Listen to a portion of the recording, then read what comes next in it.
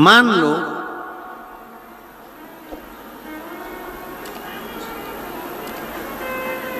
अगर 8 स्थान शरीर के अष्टवक्रेश्वर महादेव का वर्णन करते समय इस बात का स्मरण रहे, 8 स्थान शरीर के ऐसे हैं जहां का तकलीफ स्वयं अष्टवक्रेश्वर महादेव का 1 लोटा जल अपने नजदीक के शिवालय में चढ़ाकर भी अगर पी लोगे तो वह 8 जगह की तकलीफ अष्टवक्रेश्वर महादेव समाप्त करते जाते हैं। 8 स्थान। पहला नेत्र, ये भुकुटी के बीच का स्थान, भुकुटी के मध्य का स्थान। मान लो ये भुकुटियां दर्द करती हैं या मध्य में दर्द होता है, उसके लिए अष्टवक्रेश्वर महादेव का जल, मतलब अपने घर के पास जो भी शिवलिंग है वहां 1 लोटा जल अष्टवक्रेश्वर के महादेव के नाम से चढ़ाकर उसका पान, भुकुटी। दूसरा कंधा, पीठ। कई लोग ऐसे हैं जो रात्रि को अच्छे से सोते हैं और सुबह उठते हैं तो उनका ये दोनों हाथ के बीच का जो भाग होता है वो दर्द करता ही है। उस समय पर अष्टवक्रेश्वर महादेव का स्मरण, अष्टवक्रेश्वर महादेव का जल, उसका पान।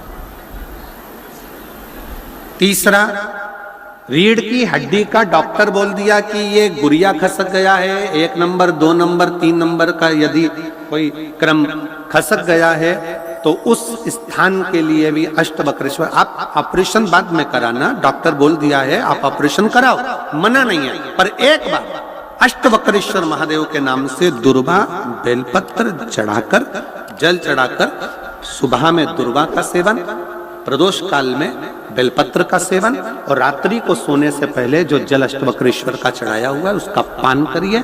आपकी रीढ़ की हड्डी का कैसा भी क्रम होगा वो ठीक होना प्रारंभ हो जाएगा। अष्टवक्रेश्वर।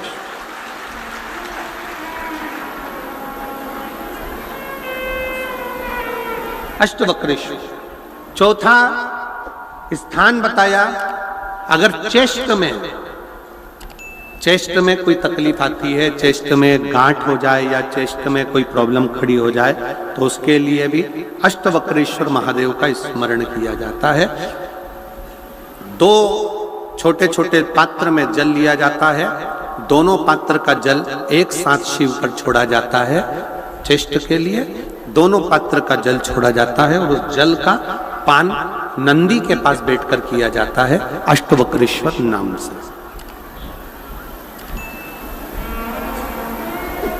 अष्टवक्रेश्वर।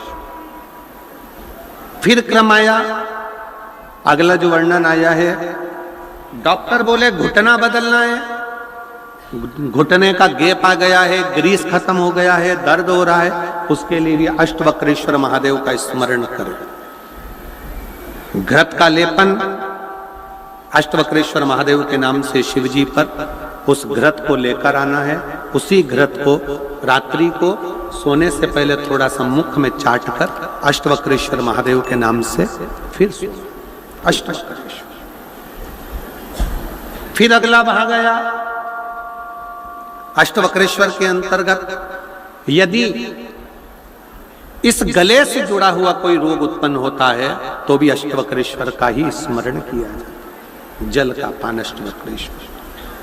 और 8वें स्थान के रूप में जो पिड़ली के घुटने से नीचे के जो भाग होते हैं उसके लिए अष्टवक्रेश्वर महादेव पर 7 दुर्वा, 7 बेलपत्र और 7 अक्षत शिव को समर्पित कर कर दुर्वा बेलपत्र का पान 7 दिन तक लगातार उसी भाव में अष्टवक्रेश्वर महादेव का नाम लेकर किया जाए। अष्टवक्रेश्वर।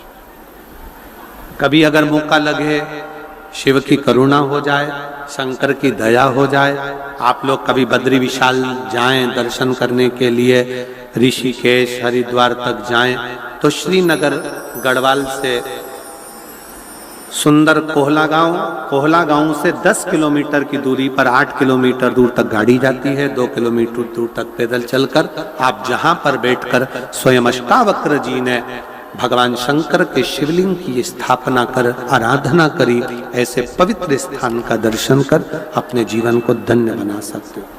बोल अष्टावक्रेश्वर महादेव की।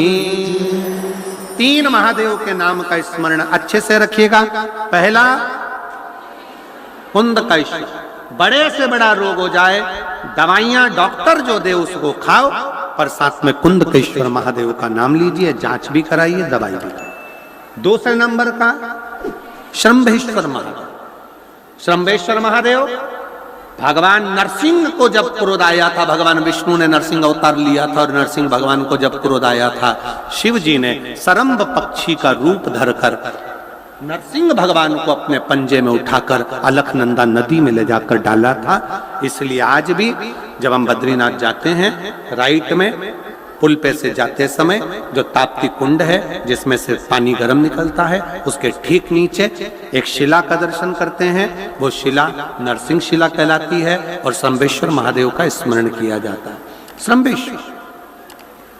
श्रंभेश्वर महादेव